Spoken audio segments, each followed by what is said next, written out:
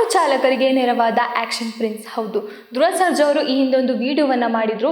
So ವಿಡಿಯೋದ ಮೂಲಕ auto ಚಾಲಕರ ಕಷ್ಟವನ್ನು ಹೇಳ್ಕೊಂಡಿದ್ದಾರೆ.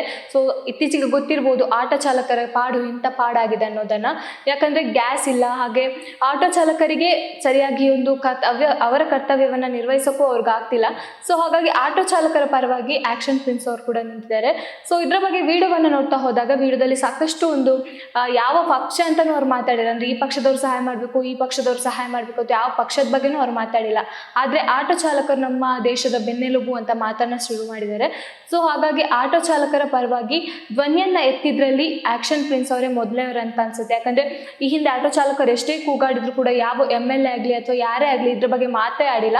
ಸೊ ಬದಲಾಗಿ ಅವ್ರಿಗೆಲ್ಲ IPL ಸೀಟ್ ಎಲ್ಲ ಫ್ರೀ ಬೇಕಂತೆ. ಬಟ್ ಈ ಥರ ಆಟೋ ಚಾಲಕರು ರೋಡಲ್ಲಿ ನಿಂತ್ಕೊಂಡು ಈ ಥರ ಕಷ್ಟಪಡ್ತಿರೋದನ್ನು ಯಾರು ಕೂಡ ಗಮನಿಸಲೇ ಇಲ್ಲ. ಗಮನಿಸಿದ್ರು ಕೂಡ ಅದಕ್ಕೆ ಏನು ಉತ್ತರವನ್ನು ಕೊಡ್ತಾ ಇಲ್ಲ. ಕೆಲವೊಂದು ಪೆಟ್ರೋಲ್ ಬಂಕ್ಗಳೆಲ್ಲ ಅಷ್ಟೇ, ಅಂದರೆ ಗ್ಯಾಸ್ ಏನು ಹಾಕಿಸ್ತಾರೆ ಅಲ್ಲೂ ಕೂಡ ಅಷ್ಟೇ ಯಾವುದೇ ಒಂದು ಆಟೋ ಚಾಲಕನ ಒಂಥರ ಕೀಳಾಗಿ ನೋಡೋದಾಗಿರ್ಬೋದು, ಬೈದು ಕಳಿಸೋದಾಗಿರ್ಬೋದು, ಅಥವಾ ಇದ್ದಕ್ಕಿದ್ದಂತೆ ರೇಟ್ಗಳನ್ನು ಜಾಸ್ತಿ ಮಾಡೋದಾಗಿರ್ಬೋದು. ಸೊ ಇದೆಲ್ಲ ನಡೀತಾ ಇದ್ರು ಯಾವುದೇ ಸರ್ಕಾರ ಆಗಲಿ ಯಾರೇ ಆಗಲಿ ಬಂದಿಲ್ಲ. ಸೊ ಓಟ್ ಕೇಳಿದಾಗ ಎಲ್ಲರೂ ಬೇಕಾದರೂ ಬರ್ತಾರೆ, ಆದರೆ ಇಂಥ ಸಮಸ್ಯೆ ಅಂತ ಬಂದಾಗ ಅಲ್ಲಿ ಯಾರೂ ಬರಲ್ಲ. ಸೊ ಎಷ್ಟೋ ಆಟೋ ಚಾಲಕರು ಕಣ್ಣೀರನ್ನು ಹಾಕಿದ್ದಾರೆ, ಎಷ್ಟೋ ಆಟೋ ಚಾಲಕರು ಉಪವಾಸ ಕೂಡ ಕೂತಿದ್ದಾರೆ. ಸೊ ಕೆಲವರು ಆಟೋವನ್ನೇ ನಂಬ್ಕೊಂಡು ಜೀವನವನ್ನು ಸಾಗಿಸ್ತಿರ್ತಾರೆ. ಈಗ ಕೆಲವೊಂದು ಕೆಲಸ ಮಾಡಿ ಪಾರ್ಟ್ ಟೈಮ್ಗೆ ಆಟೋ ಚಾಲಕರಾಗಿರ್ಬೋದು, ಅವ್ರು ಏನಾದರೂ ಅಂತ ಬಂದರೆ ಅವ್ರಿಗೂ ಸ್ವಲ್ಪ ಆದರೂ ಜೀವನವನ್ನು ನಡೆಸೋಕೆ ಅವಕಾಶ ಇರುತ್ತೆ. ಯಾಕಂದರೆ ಬೇರೆ ಕೆಲಸ ಏನಾದರೂ ಮಾಡ್ಕೊಂಡಿರ್ತಾರೆ.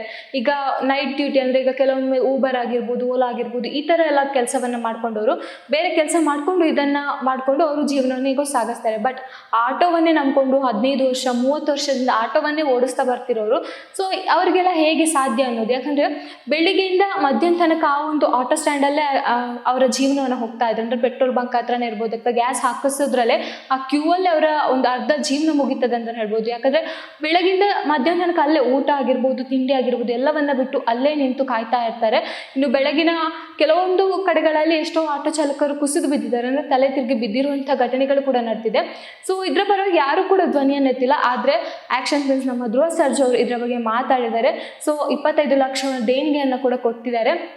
ಸೊ ಇದನ್ನು ನೋಡಿ ಅದು ನೆಕ್ಸ್ಟ್ ಏನಾದರೂ ನಮ್ಮ ಸರ್ಕಾರದಿಂದ ಆಗಿರ್ಬೋದು ಅಥವಾ ಅಧಿಕಾರಿಗಳು ಇದರ ಬಗ್ಗೆ ಗಮನ ಹರಿಸಬೇಕು ಅಂತ ಕೇಳ್ಕೊಳ್ತಾ ಇದ್ದೀನಿ. ಯಾಕಂದರೆ ಆಟೋ ಚಾಲಕರ ಬದುಕನ್ನು ಯಾವ ರೀತಿ ಆಗಿದೆ ಅಂದರೆ ಅವ್ರಿಗೆ ಆ ಕಡೆ ಮಕ್ಕಳ ಫೀಸ್, ಇನ್ನೂ ಕಾಲೇಜೆಲ್ಲ ಸ್ಟಾರ್ಟ್ ಆಗುತ್ತೆ, ಮಕ್ಕಳ ಫೀಸ್ ಆಗಿರ್ಬೋದು, ಕೆಲವೊಬ್ರು ಮನೆ ಬಾಡಿಗೆ ಕಟ್ಟೋಕಿರ್ಬೋದು, ಅಥವಾ ಏನೋ ಒಂದು ಅವರ ಪರ್ಸ್ನಲ್ ಲೋನ್ಗಳನ್ನು ಮಾಡ್ಕೊಂಡಿರ್ಬೋದು. ಸೊ ಇದನ್ನೆಲ್ಲ ತೀರ್ಸೋಕ್ಕೋಸ್ಕರ ಈಗ ಬೆಳಗ್ಗೆಯಿಂದ ಮಧ್ಯಾಹ್ನ ತನಕ ಇಲ್ಲೇ ಇದ್ದರೆ ಇನ್ನು ನೆಕ್ಸ್ಟ್ ಅದು ಕೆಲಸ ಮಾಡುವಂಥ ಸಮಯ ಅಲ್ಲ. ಯಾಕಂದರೆ ಆಟೋ ಚಾಲಕರಿಗೆ ಇರೋದೇ ಬೆಳಿಗ್ಗೆ ಮತ್ತು ಸಂಜೆ ಕೆಲವೊಂದು ಬಾಡಿಗೆಗಳಾಗಿರ್ಬೋದು, ಅದೆಲ್ಲ ನಡೆಯುವಂಥದ್ದು. ಬಟ್ ಈ ಮಧ್ಯದ ಹೊತ್ತಲ್ಲಿ ಅಷ್ಟೇನು ಬಾಡಿಗೆ ಆಗಲ್ಲ. ಓಲಾ ಊಬರ್ ಇದೇನೋ ಆಗ್ಬೋದು, ಬಟ್ ಆಟೋ ಚಾಲಕರಿಗೆ ನೀನಾಗಿ ಹೇಳ್ತಾ ಇರುವಂಥದ್ದು ಅಂದರೆ ಓಲಾ ಊಬರ್ ಇದನ್ನೆಲ್ಲ ಬಿಟ್ಟು ರೆಗ್ಯುಲರ್ ಆಗಿ ಆಟೋವನ್ನು ಓಡಿಸ್ತಾರೆ. ಸೊ ಅವರಿಗೆ ಹೇಳುವಂಥದ್ದು.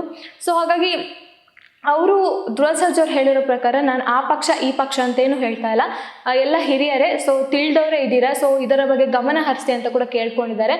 25 ಲಕ್ಷ ದೇಣಿಗೆಯನ್ನು ಕೊಟ್ಟಿದ್ದಾರೆ. ಸೊ 25 ಲಕ್ಷದಿಂದನೂ ಏನು ಅಷ್ಟೇನು ಮಟ್ಟಿಗೆ ಅವರಿಗೆ ಆಗ್ಬೋದು, ಒಂದು ಅಲ್ಪ ಸ್ವಲ್ಪ ಏನಾದರೂ ಸಹಾಯ ಆಗ್ಬೋದು. ಬಟ್ 25 ಲಕ್ಷನೂ ಕೂಡ ಒಂದು ದೊಡ್ಡ ಮೊತ್ತನೇ. ಸೊ ಅದು ಮನಸ್ಸು ಮಾಡಿ ಕೊಟ್ಟಿರುವಂಥ ಆಕ್ಷನ್ ಪ್ರಿನ್ಸ್ಗೆ ಧನ್ಯವಾದವನ್ನು ಕೂಡ ಆಟೋ ಚಾಲಕರು ಹೇಳ್ತಾ ಇದ್ದಾರೆ.